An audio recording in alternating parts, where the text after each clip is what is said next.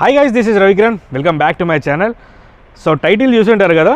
So బేసిక్గా నేను ఒక లాంగ్ స్ట్రెచ్ రైడ్ చేయబోతున్నా. సో అది నా new bike, that is tram street triple. So excited, ఎందుకంటే ఇన్ని డేస్ అన్నీ కూడా లైక్ సిటీలో తిరగడం, లేకుంటే బ్రేక్ఫాస్ట్ కానీ ఒక 100 కిలోమీటర్స్ 150 కిలోమీటర్స్ అట్లా వెళ్ళడం ఉండే. బట్ ఈసారి ఏంటంటే కొంచెం ఇంకా ఎక్కువ దూరం వెళ్తున్నా. సో ఎప్పుడు కూడా లైక్ ఇట్లా రైడ్కి ముందు ఇట్లా వీడియో ఎప్పుడు చేయలేదు. అంటే మనము రైడ్ వెళ్ళే ముందు ప్రిపరేషన్స్ ఏం చేసుకుంటాము, అంటే బైక్ని ఏ విధంగా మనము సెటప్ చేసుకుంటాం అనేది ఎప్పుడు చేయలేదు. సో నాకు తెలిసి ఇదే నా ఫస్ట్ వీడియో అనుకుంటా. ఎప్పుడు కూడా లైక్ రైడ్స్ వెళ్ళేది ఉంటే జనరలీ రైడ్కి వెళ్ళే రోజే ఇంకా మార్నింగ్ వ్లాగ్ స్టార్ట్ చేసుకోవడం వెళ్ళడం ఉంటుంది. బట్ దానికన్నా ముందు రోజు లాంగ్ రైడ్కి వెళ్ళేటప్పుడు మనం ఏమేమి పాయింట్స్ యాక్చువల్గా బైక్లో చెకప్ చేసుకోవాలనేది ఈరోజు ఈ వీడియోలో చెప్తాను. సో నా బైక్ అయితే కింద ఉంది పార్కింగ్లో. ఫస్ట్ దాన్ని తీసుకొని వాటర్ వాష్కి వెళ్ళాలి. సో క్లీనింగ్ చేయాలి.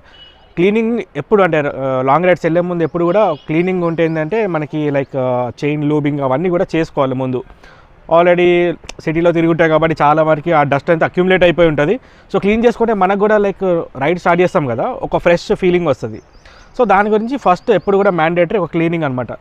అయితే ఇప్పటి వరకు నా బైక్కి ఒక్కసారి కూడా నేను బైక్ వాష్ చేయించలేదు. ఓన్లీ వన్ టైం నేను బైక్ కొని ఆల్మోస్ట్ లైక్ డిసెంబర్లో బైక్ వచ్చింది and it's February right now. So 2 monthsలో ఓన్లీ లైక్ ఫస్ట్ సర్వీస్కి వెళ్ళినప్పుడు మాత్రమే ఒక వాటర్ వాష్ అయింది. ఇప్పటిదాకా washing చేయించలేదు.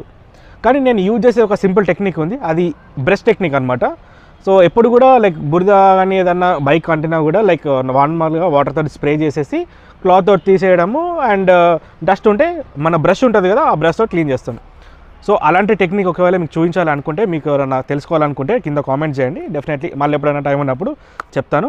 Now let's go to bike wash and video end వరకు చూడండి. మేబీ ఈ పాయింట్స్ ఎవరికైనా కానీ చూసే వాళ్ళకి హెల్ప్ అవ్వచ్చు. మీలో ఎవరైనా మన వీడియోస్ ఫస్ట్ టైం చూసినామంటే కూడా సబ్స్క్రైబ్ చేసుకోండి, ఎందుకంటే మీరు సపోర్ట్ షేర్లు చేస్తుంటే నేను కూడా ఇంకా వీడియోస్ ఇలాంటివి చాలా చేస్తుంటా. ముందు ఇంకా చాలా వీడియోస్ వచ్చే ఉన్నాయి. సో అవన్నీ మీరు మిస్ అవుతుందంటే సబ్స్క్రైబ్ చేసుకోండి. నేను చెప్పాను కదా 100Kకి చాలా దగ్గరలో ఉన్నాం. Hit the subscribe button, share with your friends.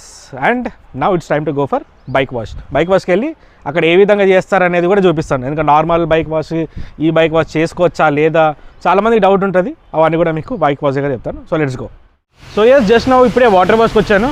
So back side కనబడుతుంది కదా. సో జనరలీ నా బైక్ కానీ కారు కానీ అన్ని కడే వాష్ చేస్తా. సో బెటర్ ఇలాంటి బైక్స్కి ఏంటంటే మనం ఫోమ్ వాష్ అనేది సజెస్టెడ్. సో మన బైక్లో యాక్చువల్గా ఇప్పుడు ఏంటంటే వాటర్ వాష్ కొనే ముందు ఈ బ్యాగ్ ఉంది కదా, బ్యాక్ సైడ్, ఇది యాక్చువల్గా నేను టెయిల్ ప్యాక్ కింద పెట్టాను. ఇప్పుడు మనం లాంగ్ రైడ్ వెళ్తాం కాబట్టి ఇంకా నాకు ఇది అవసరం లేదు యాక్చువల్లీ. సో దీని ప్లేస్లో నేను టెయిల్ బ్యాగ్ అనేది పెడతాను. ఈ టెయిల్ ప్యాక్ ఇంకోటి టెయిల్ బ్యాగ్ అని ఉంటుంది, అది మీకు తెలుసు కదా, క్లాత్ షేప్లో ఉంటుంది. సో అది సీట్ మీద ఎగ్జాక్ట్లీ కూర్చుంటుంది. సో కొంచెం దాని లగేజ్ కూడా తీసుకెళ్ళచ్చు. ఇదేంటంటే మనం సిటీ పర్పసెస్కి చిన్న బ్రేక్ఫాస్ట్ రైడ్స్కి అయితే అది okay. And this is our bike. యాక్చువల్గా ఇంటి నుంచి ఇక్కడికి వచ్చేందుకు హీట్ అయిపోయింది. అండ్ ఇంకోటి కూడా మ్యాండేటరీ ఏంటంటే ఇలాంటి బైక్స్ ఏంటంటే తొందరగా హీట్ అయిపోతాయి. సో వాటర్ వాష్ కన్నా ముందు కొంచెం లిటిల్ బిట్ కొంచెం ఇంజన్ కూల్ అయ్యేంత వరకు ఉంచేసి అప్పుడు వాషింగ్ చేయించాలి, లేకుంటే ఆ హీట్ మీద వాటర్ స్టెయిన్స్ అనేది ఉండిపోతాయి. సో ఇది ఒకసారి ఓపెన్ చేద్దాం, మీకు ఏ విధంగా ఉంటుందో చూపిస్తాను. సో జనరల్లీ ఈ బైక్ది సీట్ ఈ విధంగా వస్తుంది. అయితే నేను ఇట్లా క్రాస్గా పెట్టాను అనమాట. సో స్ట్రైట్గా పెడితే యాక్చువల్గా కూర్చోదు, ఈ స్ట్రైట్గా ల్యాచెస్ టై చేస్తే కూర్చోదు. సో క్రాస్లో పెడుతున్నా. అండ్ ఈ బైక్ ఇంకో ప్రాబ్లం ఏంటంటే ఈ లోపల ఈ అలెంకీస్ ఉన్నాయి కదా, ఇది యాక్చువల్లీ ఊడిపోతున్నాయి. ఊడిపోయినప్పుడు ప్రతిసారి కూడా దీని లోపల వెళ్ళిపోతున్నాయి, అదొక ప్రాబ్లం ఉంది. సో ఇదొకటి నేను ఒక మైక్రోఫైబర్ క్లాత్ అయితే ఉంచుకుంటా ఎప్పుడు బైక్లో. సో ఇదొకటి తీసేయాలి, తీసి ఇంకా ఇంట్లో పెట్టాల్సిందే. ఇంకా ఫైనలీ సెకండ్ వాష్ మన బైక్కి. ఇప్పటిదాకా నేను చేయించలేదు, ఫస్ట్ టైం లైక్ నేను బైక్ తీసుకొచ్చి చేయించడం. నేను బైక్ వాష్ చేసేటప్పుడు ఒకటి గుర్తుపెట్టుకుంటా ఏంటంటే బాడీ మొత్తం ఎక్కడ కూడా ప్రెషర్ కొట్టాను. ఓన్లీ లైక్ చైన్ కానీ వీల్స్ ఏవైతే ఉంటాయో అక్కడ మాత్రమే నేను ప్రెషర్ చేస్తాను, వేరే దగ్గర ఎక్కడ కూడా చేయించను.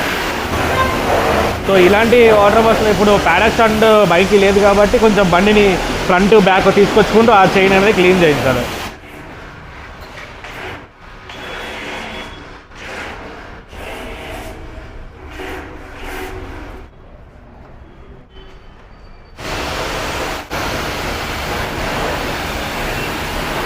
Yes, done with the water wash. Bike అయితే నీట్గా అయిపోయింది. సో మెయిన్గా వాటర్ వాషింగ్లో మనం చూసుకోవాల్సింది ఈ రేడియేటర్ ఉంది కదా, ఈ రేడియేటర్ అనేది క్లీన్ ఉండాలి. ఇది క్లీన్ లేకపోతే మనకి హైవేలో కూలింగ్ ఎఫిషియన్సీ క్లియర్గా కావదు. సో ఇది యాక్చువల్లీ మెయిన్. ఇంకా చైన్ ఒకటి లూప్ చేయాలి ఇంకా ఇప్పుడు మనం. సో ఇక్కడ నుండి మనం ఫస్ట్ ఇప్పుడు నెక్స్ట్ సరికి ఫ్యూయలింగ్ చేయించాలి. సో బైక్ ఆన్ చేద్దాం. So first warm up.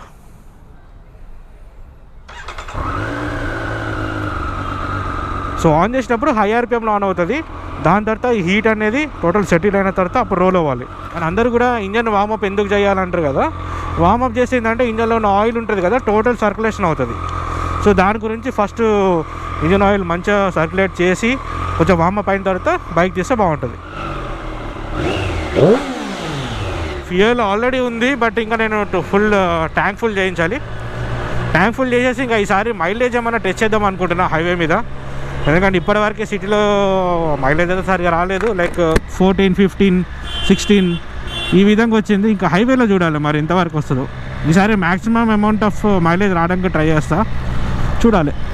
ఇంకోటి మీరు గుర్తుపెట్టుకోవాలి ఏంటంటే, ఎప్పుడు కూడా వాషింగ్ చేసిన తర్వాత ఫాస్ట్గా వెళ్ళొద్దు. అంటే కొందరు ఏం చేస్తారంటే వాషింగ్ చేసిన తర్వాత వెంటనే ఇట్లా ఫాస్ట్గా డ్రాగ్ చేయడం అలాంటి చేస్తున్నారు. అట్లా వేసి ఏమైతే అంటే వీల్ అనేది స్లిప్ అవుతుంది. సో కొంచెము ఇలాంటి రోడ్డు మీద రోల్ చేసిన తర్వాత మంచిగా రోడ్డుకి మనకి గ్రిప్ వచ్చేస్తుంది. సో అప్పుడు ఇంకా మనం ఈజీగా రైడ్ చేసుకోవచ్చు. Here we go petrol bunk. ఒక హ్యూమన్ బీయింగ్కి లైక్ టీ కాఫీ ఎంత అలవాటు ఉంటుందో ఈ బైక్స్కి ఫ్యూయల్ ఆ విధంగా. ఇక ఫ్యూయల్ కొట్టిస్తూనే ఉండాలి దీనికైతే. అంటే ఫ్రీక్వెంట్గా వెళ్ళే ప్లేస్ బైక్ అయితే ఫ్యూయల్ స్టేషన్.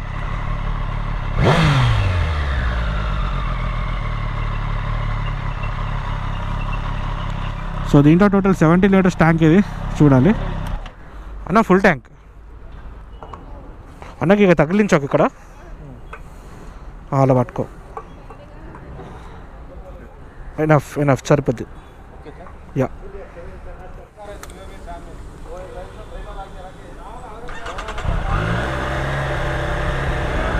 సో మన బైక్లో ఒక ఫుల్ ట్యాంక్ ఫస్ట్ టైం నా బైక్లో లైక్ ఫుల్ ట్యాంక్ చేసిన, ఎప్పుడు కూడా ఫుల్ ట్యాంక్ చేయించలేదు. సో దీంట్లో ఒక డిలే ఏంటంటే ఈ ఫ్యూయల్ ఇండికేటర్ అనేది కొంచెం లేట్గా వస్తుంది. And third checkup air. So ప్రతి బైక్కి అసలు డెడికేటెడ్గా ఎయిర్ ప్రెషర్స్ ఉంటాయి. నేను మీకు దీంట్లో చూపిస్తాను. ట్రయంఫ్ వాళ్ళది ఇది, యాక్చువల్లీ ట్రయంఫ్ వాళ్ళది మనకి ఎయిర్ ప్రెషర్స్ అనమాట. సో మన స్ట్రీట్ ట్రిపుల్కి అయితే ఫ్రంట్ 34, రియర్ ఏమో 42. టైర్ ప్రెషర్స్ కూడా మీరు మెయింటైన్ చేయకపోతే టైర్ అనేది అన్ఈవెన్ అవుతుంటుంది. అది ఏ విధంగా అనేది ఒకసారి చూపిస్తాం మీకు. సో రియర్ టైర్ ఉంటుంది కదా, ఈ టైర్ ఇప్పుడు నార్మల్గా అయితే ఇట్లా టోటల్ కరువు షేప్లో ఉంటుంది కదా, కొన్ని టైర్స్ అన్ఈవెన్ అవుతుంటుంది, లైక్ ఇలా కిందికి పైకి అవుతుంటుంది. అది ఎందుకు అవుతుంది అంటే టైర్లో సరిగ్గా ఎయిర్ ప్రెషర్ లేనందువల్ల. సో దాని గురించి రికమెండెడ్ ఎయిర్ ప్రెషర్ ఏ ఉంటుందో ఎగ్జాక్ట్ అంతే వాడాలి. ఇంకోటి ఏంటంటే మీకు సింగిల్ ఉన్నప్పుడు ఎయిర్ ప్రెషర్ ఒకలా ఉంటుంది, పిలియన్ ఒకవేళ మీరు క్యారీ చేస్తున్నప్పుడు ఇంకోలా ఉంటుంది. సో ఫ్రంట్ వీల్లో 34, రియర్ వీల్ వచ్చేసరికి 42. సో ఇది స్ట్రీట్ ట్రిపుల్, ఇంకా 615, 765 అండ్ డేటోనా ఇవన్నిటికీ కూడా ఇదే ప్రెషర్. మళ్ళీ మనకి లైక్ టైగర్ ఇవన్నీ ఉంటాయి కదా, వాటికి మళ్ళీ చేంజ్ ఉంటుంది. ఫ్రంట్ 34. సో నా బైక్లో ఇంకోటి టైర్ ప్రెషర్ మానిటర్ ఒకటి ఇన్స్టాల్ చేయాలి. సో కంపెనీ వాళ్ళది కూడా ఉంది, లైక్ ట్రయంఫ్ వాళ్ళది. అది ఆల్మోస్ట్ దాదాపు ఒక 21,000 ఏమున్నట్టుంది. సో ఇంకా వేరేవి కూడా దొరుకుతాయి, లైక్ ఇప్పుడు ఏదైతే క్యాబ్ పెడతామో 42. సో వేరే టైర్ ప్రెషర్స్ ఎట్లా అంటే ఈ ప్లేస్ ఉండే కదా, ఇక్కడ ఫిట్ అవుతాయి అనమాట డైరెక్ట్గా. సో ఇంకా నెక్స్ట్ కమింగ్ డేస్లో టైర్ ప్రెషర్ మానిటర్ ఒకటి ప్లాన్ చేయాలి దీనికి. సో ఇక్కడ నైట్రోజన్ కూడా ఉంది కదా జనరల్లీ. సో నైట్రోజన్ ఎయిర్ రెండు కూడా మిక్చర్ కూడా ఎప్పుడు యూజ్ చేయకండి. ఎప్పుడైనా చూస్తున్న వాళ్ళు ఉంటే కూడా అయితే వాడితే ఫుల్ నైట్రోజన్ వాడండి, అలా ఫుల్ ఎయిర్ వాడండి. సిటీలో ఉంటే మన నైట్రోజన్ ఈజీగా దొరుకుతుంది, బట్ ఎప్పుడైనా బయటికి వెళ్తున్నాం అనుకోండి, బయటికి వెళ్తున్నప్పుడు నైట్రోజన్ ఎక్కడెక్కడ దొరకదు. సో అప్పుడు ఇంకా ఎయిర్ అనేది యూజ్ చేయడం better. And done with air pressure. And ఇప్పుడు the last step chain loop. So ఇప్పుడు చైన్ లూప్ చేయాలి. ఇప్పుడు పెద్ద టాస్క్ ఏంటంటే దీనికి ప్యాడక్ స్టాండ్ లేదు. సో ఎక్కడన్నా కానీ ఎంటీ ప్లేస్ చూసుకొని ఇంకా బండిని కొంచెం ఫ్రంట్ బ్యాక్ పుష్ చేసుకుంటూ చైన్ స్ప్రే చేయాలి. సో ప్యాడక్ స్టాండ్ యాక్చువల్లీ పెట్టుకుందాం అనుకున్నా కానీ ఇప్పుడు ఉండే ఇంట్లో లైక్ ప్లేస్ ఎక్కువ లేదు. సో ఒక పార్కింగ్ ప్లేస్ లేదు, నేను ప్యాడక్ స్టాండ్ పెట్టే అంత ప్లేస్ అయితే లేదు. సో దాట్ ఈస్ వై ఇంకా నేను లైక్ ప్యాడక్ బాబిన్స్ ఉంటాయి కదా, అవి కూడా ఏం పెట్టించలేదు. So this is a chain spray. ఇది యాక్చువల్గా నేను టీవీఎస్ అపాచీ కొన్నప్పుడు అప్పుడు కొన్నాను. ఇది యాక్చువల్గా చాలా బాగుంది, నాకు మంచి ఎఫెక్టివ్ అనిపించింది. ఇది ఆల్రెడీ నా దగ్గర స్టాక్ ఉంది కాబట్టి వాడుతున్నా. సో ఇంకా మోటోలు కూడా ఒకసారి ట్రై చేయాలి నేను. చాలామంది మోటోలు వాడుతుంటారు. సో ఈ విధంగా తీసుకొని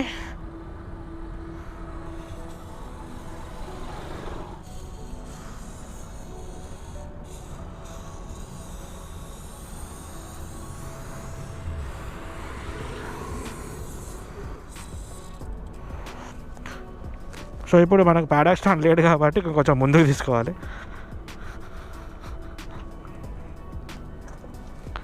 సో మళ్ళీ సేమ్ ప్రాసెస్ రిపీట్.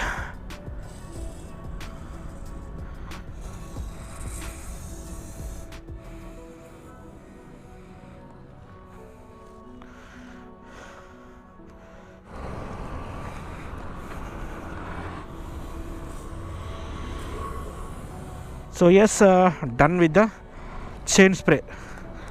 సో మళ్ళీ చిన్న స్ప్రే తీసుకొని లోపల పెట్టేయడం. సో మరీ పెద్ద కష్టమేం కాదు, ఈజీయే, కానీ కొంచెం ఎక్కడైనా ఇట్లా ఫ్రంట్ బ్యాక్ ఇట్లా మూవ్ చేసుకుంటూ చైన్ స్ప్రే చేయాలి. So all right, totally done with my work.